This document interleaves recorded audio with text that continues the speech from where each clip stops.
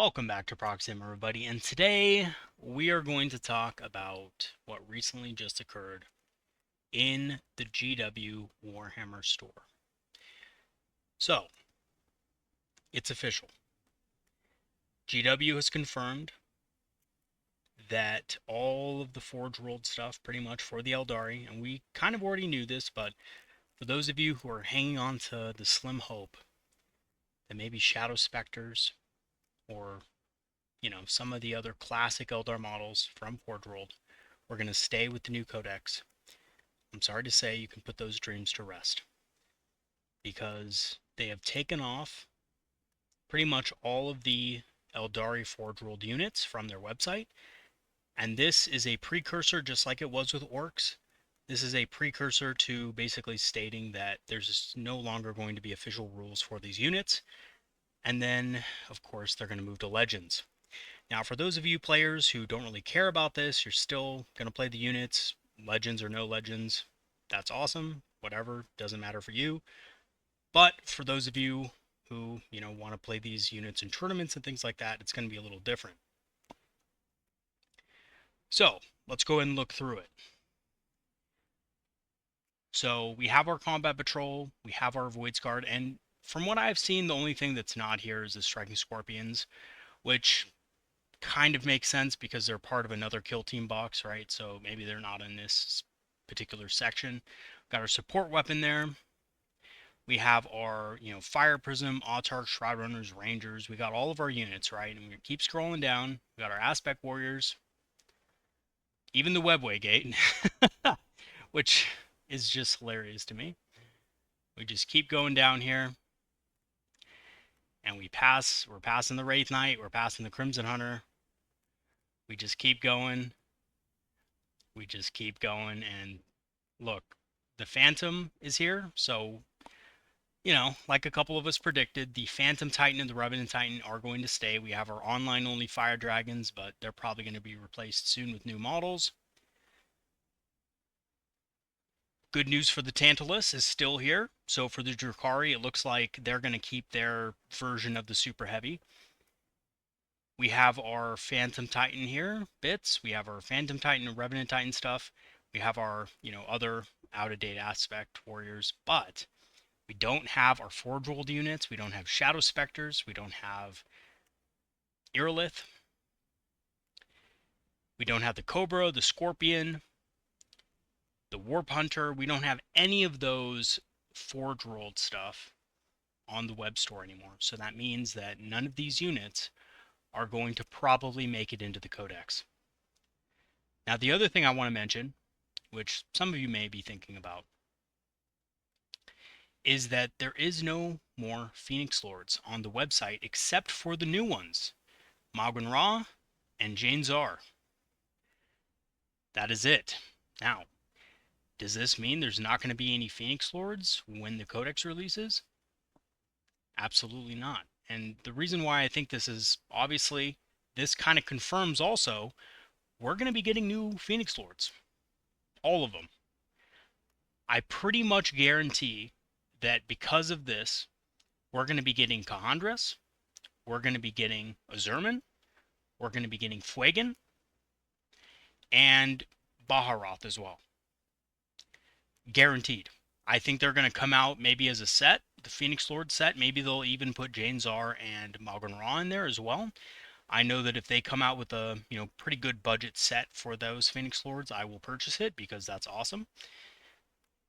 But we'll have to see what the savings are, because if it's just, if there's not too much savings involved in it, I probably won't buy it. But, if it's a good savings, if it's a good deal, I'll definitely purchase it. So, a couple of things confirmed today. That's basically it. Unfortunately, Forgeworld units are at an end. Your Shadow Specters, your Hornets. Unfortunately, God, it's so painful because a lot of the people on the channel Discord just have their, their Hornets, and God, Hornets are so cool. But yeah, they're going to be Legends now.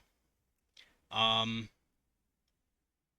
I mean, I guess you could use them as a Viper, right? A Viper proxy, but it's just kind of a shame. So, yeah, I mean, I saw this coming, but still, to have it confirmed like this, it stings a little bit. I feel like every unit taken away from the Aeldari is like, We're a dying race, man. Just give us something. Just give us something, and hopefully we get a new unit as well. I think it's going to be a new Phoenix Lord, personally, the Warp Spider Phoenix Lord, but we'll have to, kind of wait and see on that. But things are looking good. Other than that, I mean, the release is around the corner. We should be getting some new stuff, new models. Warp Spiders, Fire Dragons, and Swooping Hawks are basically confirmed. They're probably going to come out with their Phoenix Lords. We're going to get all our new Phoenix Lords, and we're going to pretty much get everything we're asking for Christmas, essentially, when it comes to the Aeldari, except for the removal of the Forge World units, unfortunately. So that is a big kind of, you know, that's a big stinker. Let's just be real here. But I just thought I'd update you guys with that. I know that a couple of other channels have been already talking about it. Imperial Guard have also, I guess, lost a lot of their Forge World stuff and some characters. Oh, that's the other thing, right? No Illic Night Spear. I know somebody on the Discord will be upset about that. I'm sorry, man. My heart goes out to you. And no Prince Riel. So, no more Corsair Prince, unfortunately. So those two models are also going to be probably X-nade. They're not going to be in the new codex. I kind of saw this coming. They're old Finecast models. Illic is Finecast. And of course, Prince Riel was metal and became Finecast, and he's probably one of the worst Finecast models in existence, just because he's so hard to put together. It's actually one of the first Finecast models I bought for the Aeldari when Finecast came out, and let's just say that was a quick refund. Let's just put it that way. So, unfortunately, that's just the state of what we got going on here for, our characters. Good thing is we're probably going to get a new character, but losing those two kind of sucks. I mean, Imperial factions get the Vindicare Assassin, and what do we get? Looks like we're losing our quote-unquote Vindicare Assassin, right? So that kind of sucks. But,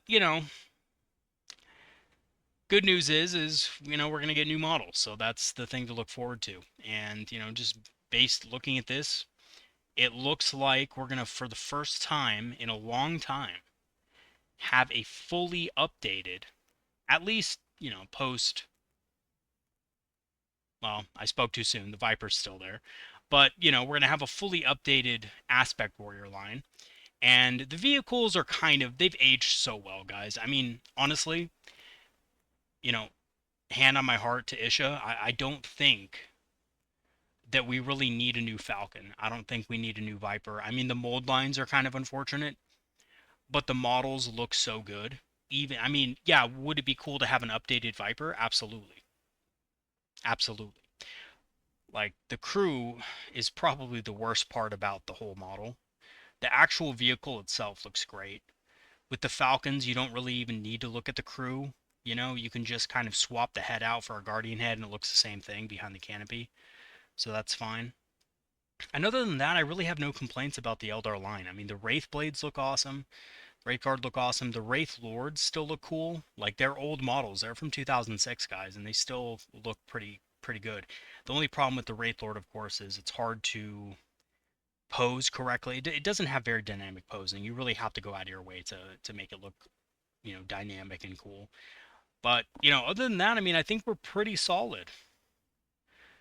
A lot of people don't like the Warwalker, but I think it's a classic look for the Eldar. I still like it. It looks little chicken walker, it just looks kind of cool. I don't know. I have a soft spot for these things, but, I think that's fantastic. Now, we won't be getting new Dire Vendors, right?